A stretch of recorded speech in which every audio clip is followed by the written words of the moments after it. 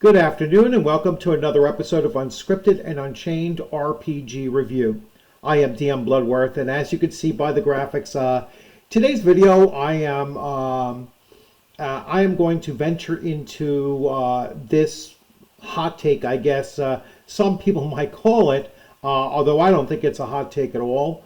You are not a dungeon master or game master if you fold on the issue of character death. So what prompted this is there was a tweet on Twitter, obviously, that expressed a concern over an issue that took place at this particular dungeon master's table, and really what came out of it was, although he had greater support than those that were against what occurred,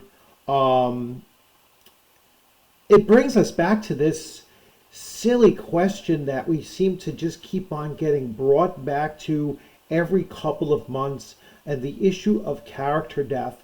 And I think I'm at the point now where I will state emphatically that if you are a dungeon master or a game master and you fold on this issue, you are giving up any kind of mastery that you have, not only at your table, but you're giving up any mastery you have of the actual game that you're running.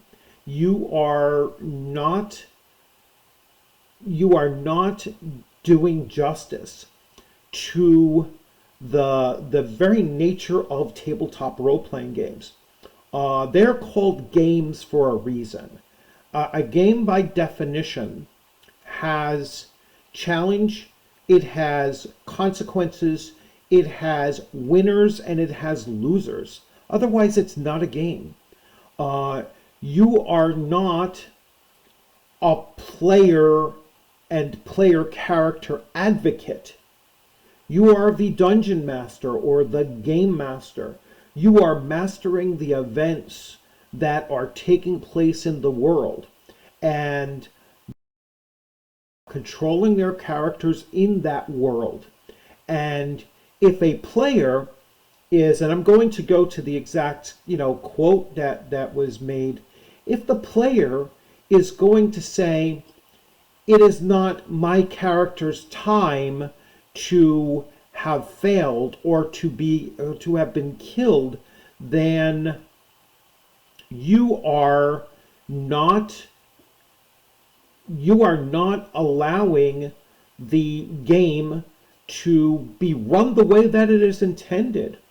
And if you fold on that idea and give in and say, well, change the die roll, or change the circumstances where the character is not dead or not incapacitated, then you have given up, the golden crown of the dungeon master. You have given up your mastery of the game, because that is not the way that the game is designed to function.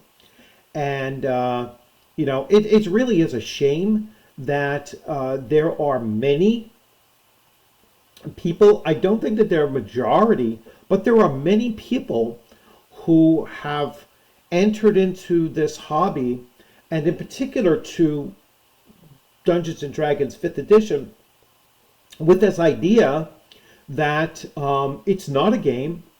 It is my opportunity to tell my character's story as I see it being told, and it will only come to an end on my terms as the player. And anything short of that, then I have no player agency. And this kind of concept, having this kind of an idea, is very toxic to what the tabletop role-playing game hobby and what the whole basis of what a TTRPG is. That concept is an anathema of what we're supposed to be doing here. And you, as the dungeon master, what your role is to be doing here. So I am not going to go into the actual name of anyone involved here, and the player's name was actually never given, so I don't have to deal with that. But I do want to go into this and show precisely what the interaction was. So I'm going to shift views here and switch here, and I'm going to read to you the let's see when it comes through. So here is the actual comment, and I'm going to bring up the because I reposted it on my Twitter account, so you can definitely see this there if you wish to. Struggling to deal with a longtime friend who joined my D&D game who had some kind of a mental breakdown when their character was defeated by one of the main villains of the game. The player apparently said, "I don't do character death. I put so much into my characters." That's not what the point of the game is. Granted, you may have put a lot into your character. You might have played this character for a long time. You might have a lot of investment, both emotionally and whatnot, with this particular character. But this character is playing in a heroic fantasy role-playing game, and the dangers involved with playing in that kind of a game for your character is reflected in the fact that your character has hit points, your character has an armor class. There are numerous saving throws and death saves and other mechanical ways for your character to avoid death. But that avoidance and those safeguards never make it 100% sure that your character will never die. And the fact that you believe your character's death comes at a time when you did not plan it, and so that is the dungeon master's fault, and that's something that you have been wronged in some way in this. That kind of attitude really has no place at no place at a table if the dungeon master is looking to maintain a fairly reasonable table. All right. I can see a player complaining about certain things that they feel that that were frustrating. All right, and if it's just a game mechanic that you're frustrated from, I understand that you're still going to be frustrated from it. But I don't get the impression from reading through this account that the dungeon master was doing anything beyond what the rules stated or beyond what the dice rolls were. All right, and when I dug further into the the exchange, and the dungeon master's explanation of what actually occurred there, then it becomes even more so of an issue. Now, some might say, hey, you know what, the player, she never came on. It was a female player. She never came on to that thread and said that's not the way it was. But I'm sure that he does not hide that he has a Twitter account and that he posted up this question out there to the Twitterverse to respond to, and so she is certainly capable of jumping in on there and and refuting it. This was originally posted back a couple of days ago, I guess. Let's see.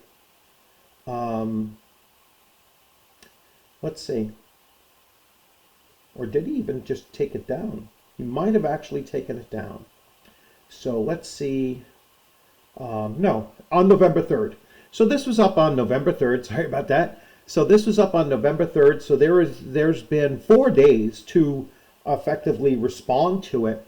And I'm going to get into reading just some of what took place here, and the fact that anybody would argue that this is an issue of player agency, or this is this is a an issue of the DM not looking after the feelings of the player involved, is kind of silly. Let me just pause this for a second.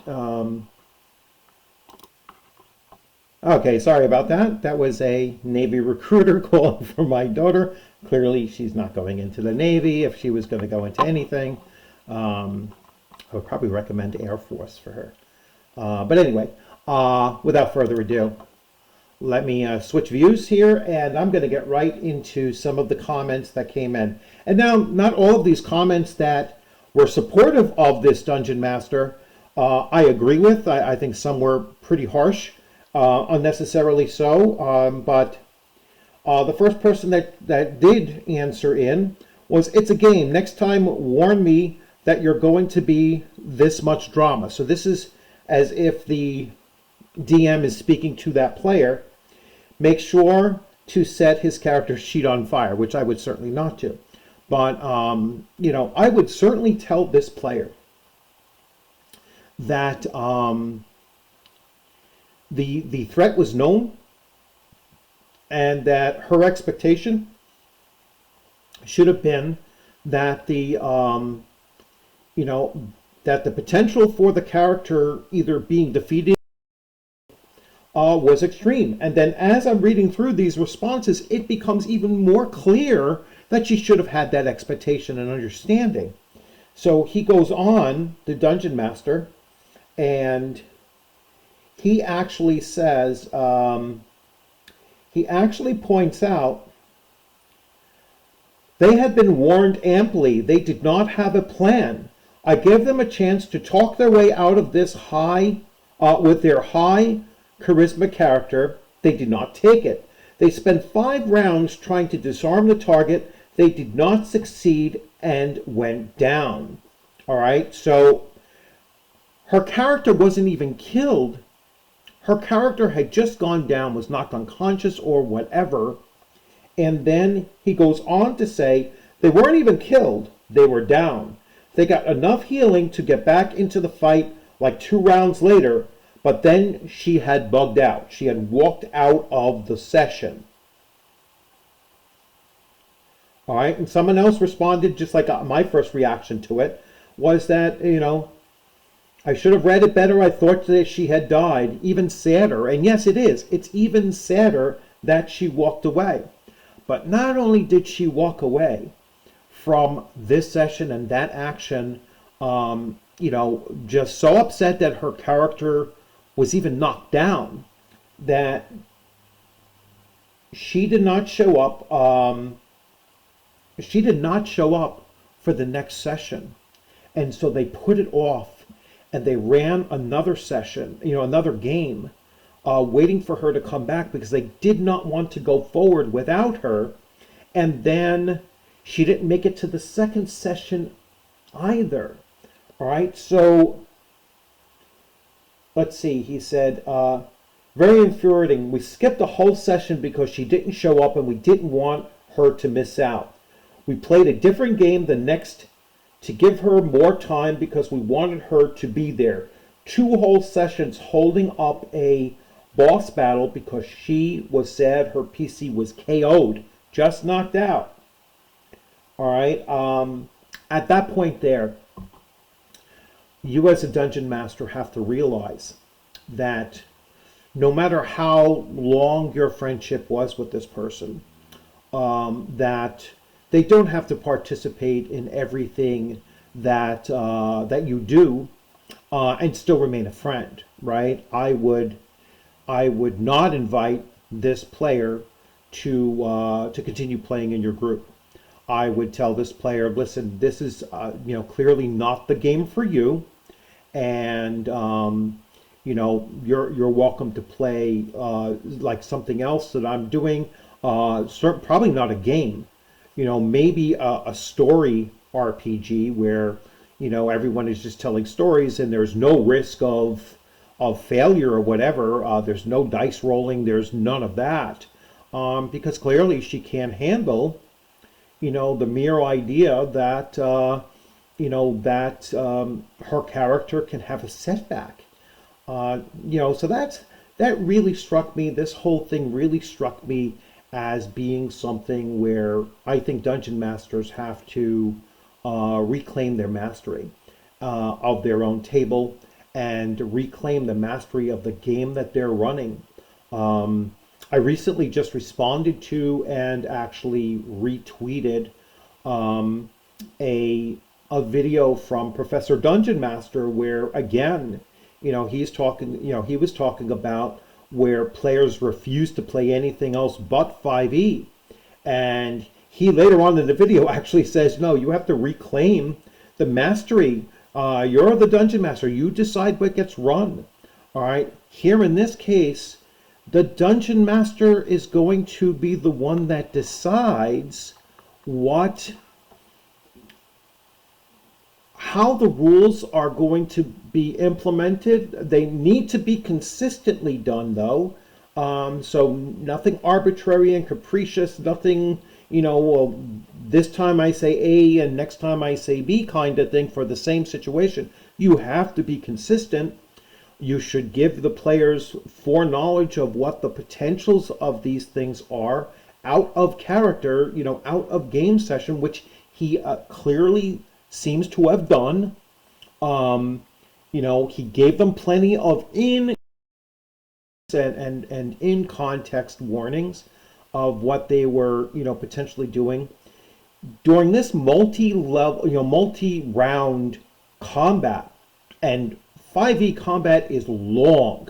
It takes a long time to resolve each and every combat round. You have to have some situational awareness as a player to be able to see that, hey, this encounter is turning to crap, and we need to think about an exit strategy. I have been playing in a Castles and Crusades campaign for the last 6 to 8 weeks or so, and I believe it's about 6 weeks or so. And the first session, my character was killed.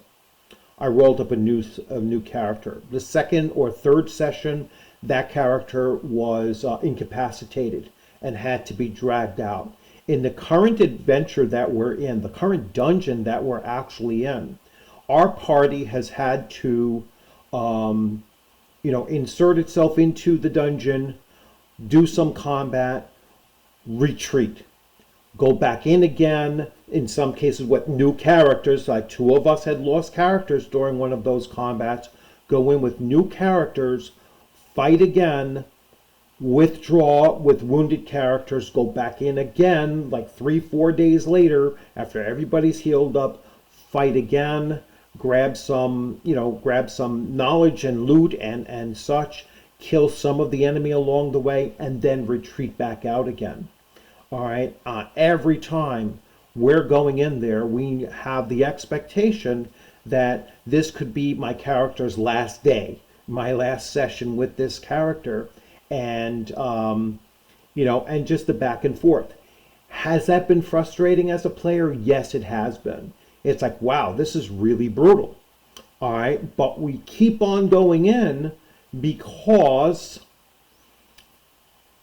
if we do actually defeat this particular dungeon and come out and resolve the issue, it'll be like a true sense of, wow, we really did tough this out, and we lost 2 or 3 characters to it. It's going to become a player memory of how tough this particular adventure was, and then if the characters survive through it, it'll be part of their role play and part of their experience and memory as well.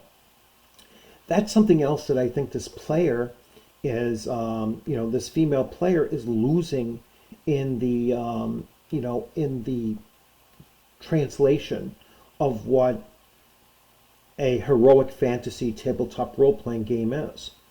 Uh, if she's only concerned about her story and her character's story, and it's probably a self-insert, and we've seen that kind of thing, that kind of thing within the hobby as well. But she's not worried about the story of everybody else around her.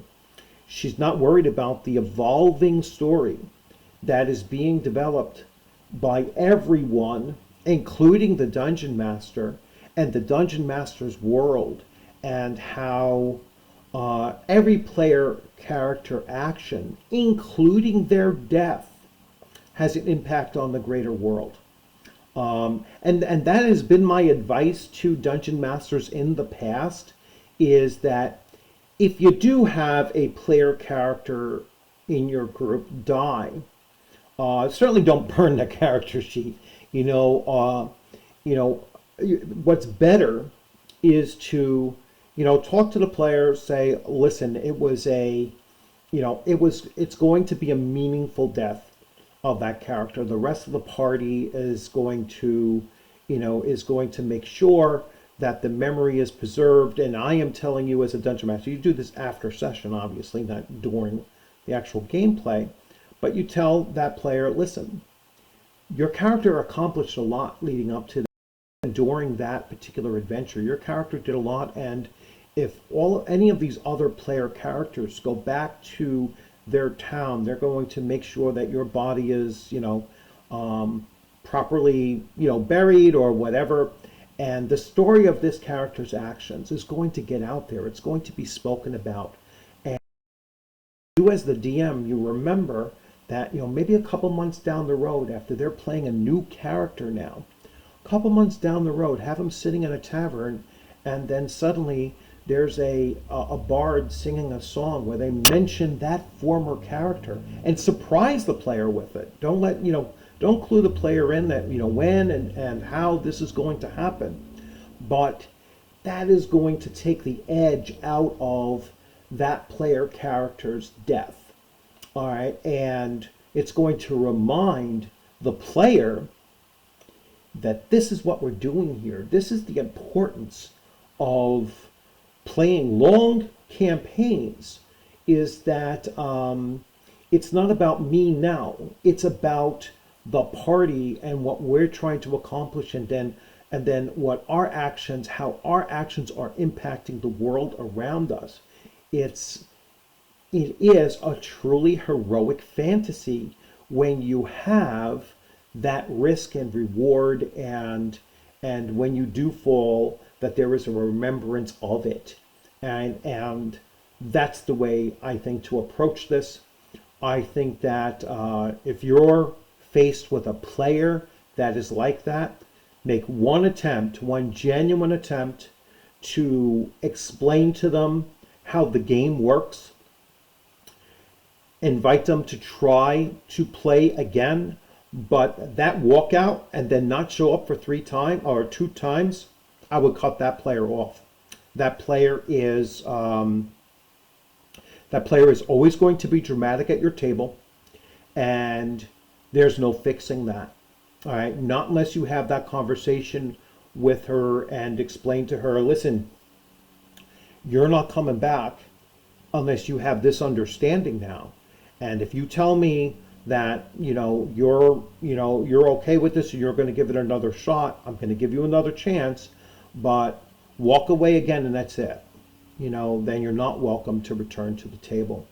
So yeah, I would be very, very stern with that thing. And if she chooses not to come back, hey, I'm not willing to accept that, fine. Your table is going to be better off without that kind of a player at it. Not everyone is emotionally ready to play a tabletop role-playing game, and dungeon masters and players alike have to realize that this is not a suitable activity and art form for everyone, and it's not an age-based thing. It's a mentality-based thing. It's like, are you able to differentiate between the fantasy and realism, the real life? Are you able to separate your character from yourself, right? You know, I mean, it's getting to the point where people have to put a disclaimer. No one was harmed in the creation of this game session. It's a very, very sad state of where we're finding many people to fall within our hobby, where they have to deal with this kind of player attitude when they come to the table. So again, I know this is a hot take, but again, I argue that it's really not. It's not that much of an extreme to say that if you're giving up mastery at your table, you're just opening yourself up to having more and more of these kinds of events take place at your table. I would certainly consider gatekeeping that kind of player reaction from your table in the future. So I hope you enjoyed this video. I'm sure some people are not, and they can welcome to come in and chime in the comments section, both either agreeing or disagreeing. Makes no difference to me. And please remember to like and subscribe and to share, and hopefully, because this is the second time I'm trying this video, hopefully on my backup computer this actually works out fine, because the last one didn't and I had to redo this. If this doesn't work this time around, I'm going to end up having to live stream this issue, but hopefully it's going to work this time. So you all have a great day. Hopping in, and it takes a little bit longer to cue this off. So here, we'll try this.